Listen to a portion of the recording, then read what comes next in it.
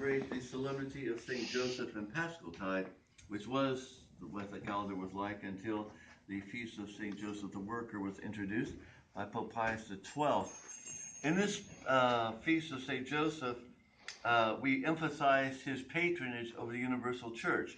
March 19th was the Feast of St. Joseph, the spouse of the Blessed Virgin, but it's during also Lent, always March 19th, and therefore the solemnity of the feast is not exactly observed.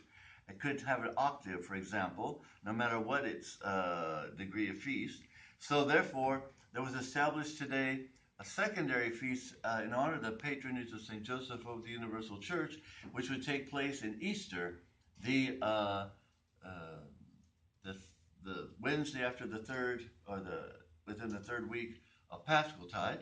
You have this great feast of St. Joseph, in which we're able to pull out all the stops, because in the right before 1955, or before the institution of the Feast of St. Joseph the Worker, this feast would have had an octave attached to it as well. So you'd have today and the entire octave in honor of St. Joseph, patron of the Universal Church.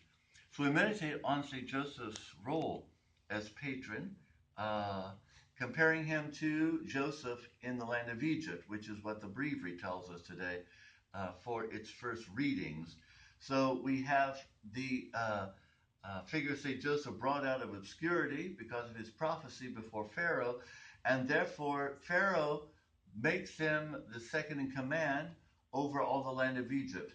He wears the ring of the Pharaoh. No one is able to resist the word of St. Joseph, and St. Joseph is put completely in charge so as to prepare the land of Egypt for the days of famine, which were coming after the days of abundance, which was prophesied also before.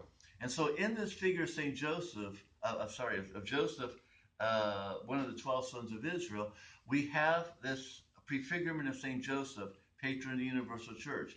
He also, under God, is the highest of the saints, who is patronage and protecting the church, as Joseph of old protected the land of Egypt during the time of the famine, which was to come.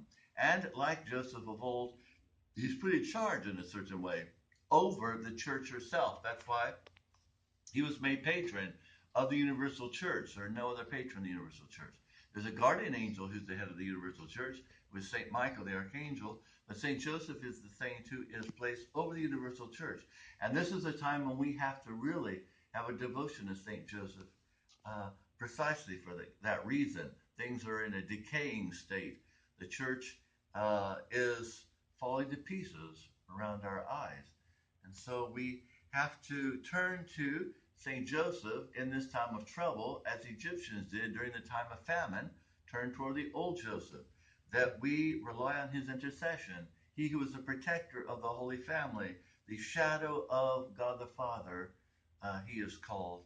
And so we turn to him with a great confidence, knowing how much our Lord loves St. Joseph, and put himself under St. Joseph, as the church was placed under St. Joseph's patronage presently. So when you feel discouraged, be sure to turn to St. Joseph. Implore him more, not less, when things seem to be getting dark around us.